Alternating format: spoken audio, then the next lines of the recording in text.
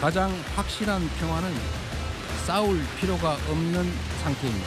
교류, 관계 정상화, 비핵화, 즉 END를 중심으로 한 포괄적인 대화로 한반도에서의 적대와 대결의 시대를 종식하고 평화 공존과 공동 성장의 새 시대를 열어가야 합니다. 남북 간 교류 협력을 단계적으로 확대함으로써 한반도에서 지속 가능한 평화의 길을 열어 나가겠습니다. 비핵화는 엄중한 과제임에 틀림없습니다.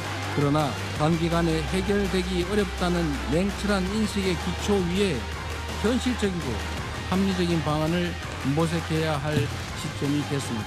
대한민국은 END 이니셔티브로 한반도의 냉전을 끝내고 세계 평화와 번영에 기여하기 위한 책임과 역할을 다하겠습니다.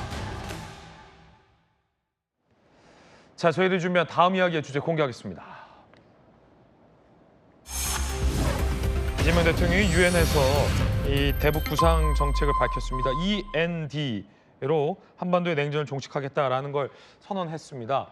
END는 조금 전 대통령이 얘기했듯이 이 약자입니다. E는 exchange, N은 normalization, 그리고 D는 denuclearization. 그러니까 교류, 정상화, 비핵화를 줄여서 END로 한반도의 핵 위협을 end, 끝나겠다라는 이 중의적인 표현도 갖고 있는 구상입니다. 그런데 북한 외교원 출신 태용호 전 의원은 조금 전 저희 채널A의 정치 시그널에 나와서 이재명 대통령의 END 이니셔티브는 위험하고 비현실적이다라고 강하게 비판을 했습니다. 결국 이재명 대통령의 구상이라는 건 북한의 비핵화가 아니라 북한을 핵 보유국으로 완전히 굳히는 위험한 결과를 초래할 수 있다라고 강하게 비판을 하기도 했습니다. 정치권의 뜨거운 감자입니다. 이 이야기 전문가들과 함께 이야기 나눠보겠습니다. 정익진 변호사님, 엔드예요.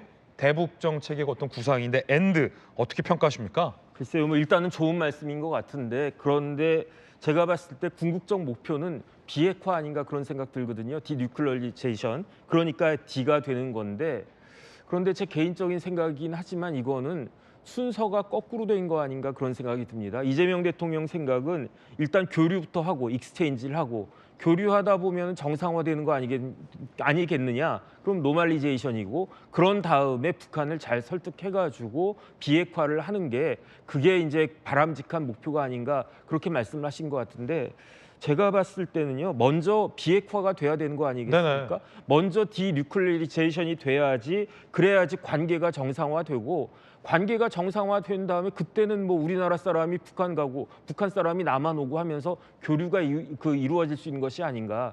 그런데 핵심은 비핵화인데 이 비핵화에 대해서 김정은의 생각이 바뀔 가능성은 1도 없는 것이 아닌가 저는 그런 생각이 들거든요. 결국은 평화라고 하는 것은 힘에 의해서 뒷받침되어야 하지 말로만 하면 아무런 의미가 없다라고 하는 것을 지난 문재인 정권 때도 우리 국민들은 여러 차례 본 거기 때문에 과연 이재명 대통령 말씀대로 END가 될 것인가 아니면 차라리 DNE가 맞는 것이 아닌가 이런 부분들은 역사가 밝혀줄 것이 아닌가 싶습니다. 예, 결국은 이 대북 제재 해제와도 다 관련이 있는 건데 조금은 추상적인 부분이 있거든요. 예를 들어서 대북 제재 해제 없이 현 상태에서 북한이 핵을 보유한 상태에서 그러니까 북한이 핵을 포기하지 않는 상태에서 어떻게 교류를 하고 어떻게 남북 관계를 정상화할 것인지 그리고 어떻게 비핵화를 이룰 수 있을 것인지에 대한 좀 세부적인 내용도 공개가 돼야 할 것 같은데 어떻게 보십니까, 양 변호사님?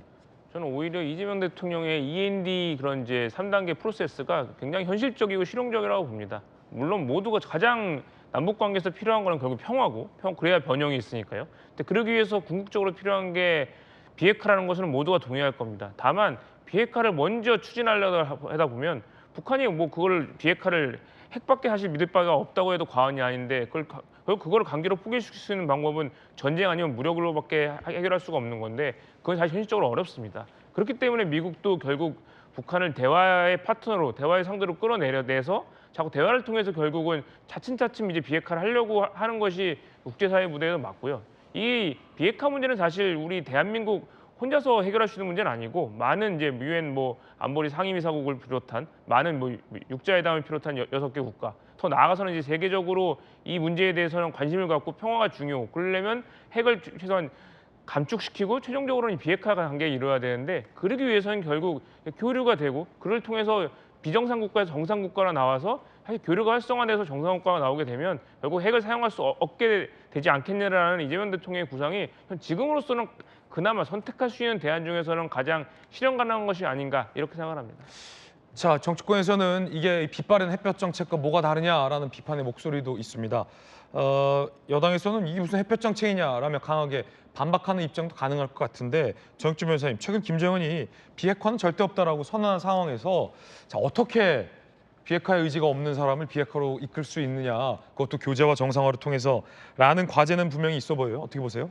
그런데 일단 국제법적으로 문제가 되어 있는 게 지금 북한은 그 생션 제재 대상 아니겠습니까? 제재받고 있는데 그래가지고 지난번에 뭐 쌍방울이 북한에다가 돈 보낸 것도 굉장히 큰 문제로 비화할 뻔했던 그런 문제인데 그런데 이 생션이 풀리지 않은 상황에서 어떻게 교류, 익스체인지가 될 수 있겠는가?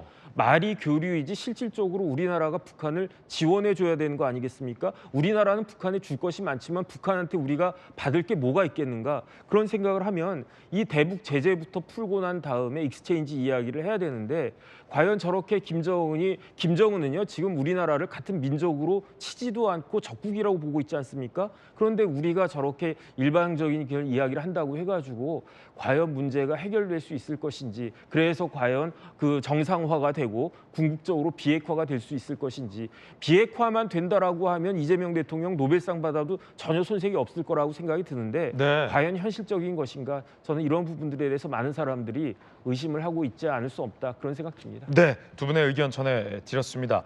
END 관련된 대통령 구상 관련된 이야기까지 전해드렸습니다.